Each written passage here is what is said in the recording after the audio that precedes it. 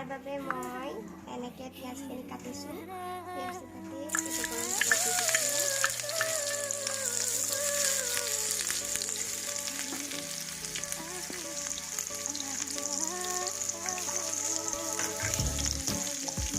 প্ৰথম পিঁয়াজ আৰু দুটামান জলকীয়া দিয়া হৈছে, এনেকৈ কাটি লোৱা হৈছে।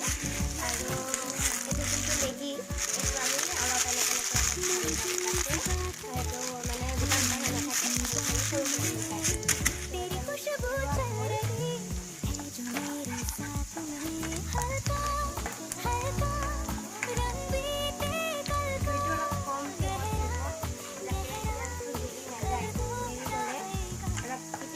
লাগিব খাবলৈ।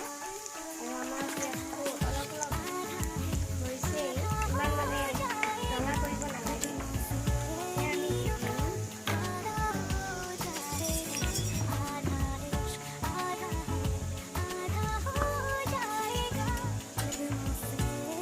তাতে এইটো আমি দি দিম দুটা কণী।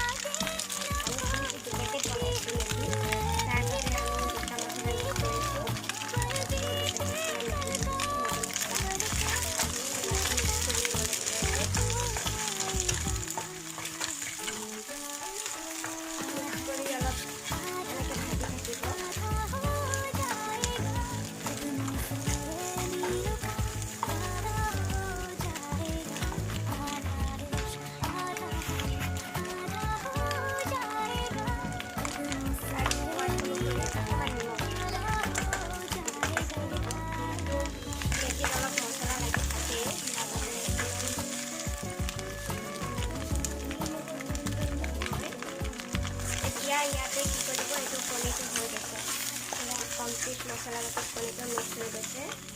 এতিয়া যোনটো আমাৰ মেগী পেকেটৰ এইটো মেগীখিনি ভাঙি থৈছিলোঁ, ইয়াতে এনেকৈ কৰি মিলাই দিব।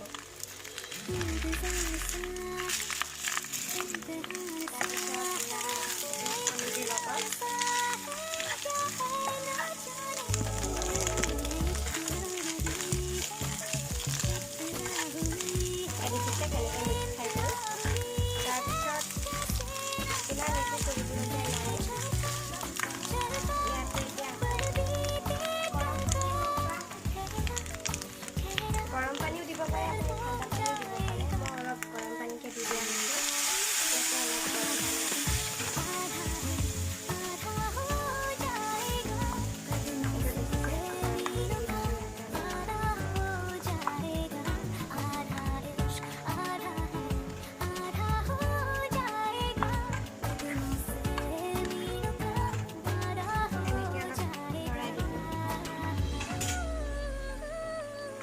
একো কৰিব নালাগে, অলপ ঢাকনাটো মাৰি থ'ব যাতে অলপ তাতে সিজে। এতিয়া চাওঁ, এইটো দেখিছে পূৰা হৈয়ে গৈছে ভালকৈ।